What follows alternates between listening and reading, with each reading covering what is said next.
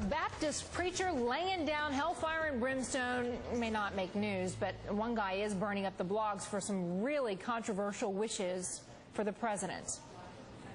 When I go to bed tonight, Stephen L. Anderson is going to pray for Barack Obama to die and go to hell. You say, why would you do that? That our country could be saved. That's Stephen L. Anderson. You heard him himself preaching at Faithful Word Baptist Church in Tempe, Arizona, and he's outraged over a lot, really, but mostly involving President Obama. In fact, he named a whole sermon about hating President Obama.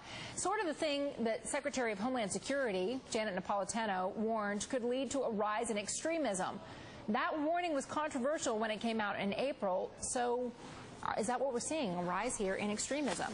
With me now, NBC terrorism analyst Evan Coleman. You know, it struck me, I was reading through some of this Arizona preacher's sermons. There's a lot of homosexual hatred.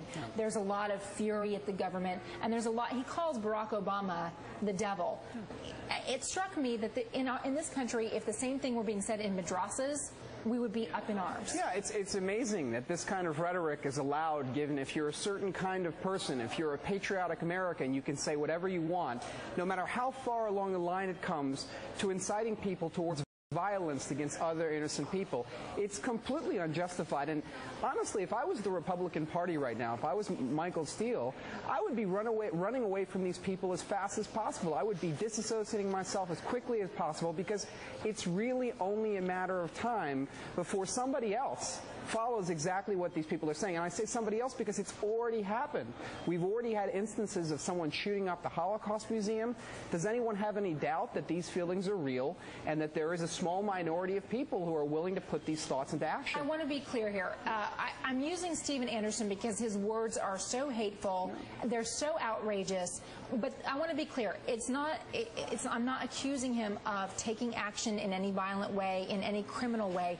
But my question here is, if you have Homeland Security reporting that the recession, that disgruntled veterans coming back from the Iraq War, that having a man of color in the White House, whether it could lead to extremism, and then in August, you have the Southern Poverty Law Center reporting that hate groups have grown. The growth has been the highest in 10 to 12 years, and they say all it's lacking is a spark.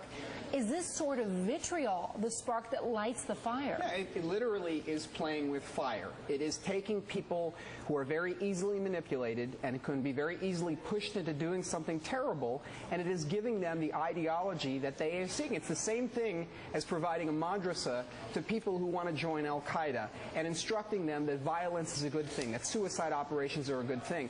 And frankly, look, I mean, these people are a little bit cowardly, because if they like guns so much, and if they like killing so much, I'd be happy to set them up with a one-way ticket to Iraq or Afghanistan, where society still decides key decisions based upon the barrel of a gun.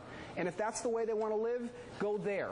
In America, we decide things on the basis of ideas. We debate those ideas. We don't threaten people with firearms. And we hope that there's logic and thought behind it, not just passion and anger. Hopefully. Evan, thank you. Thank you. I'm not a crook.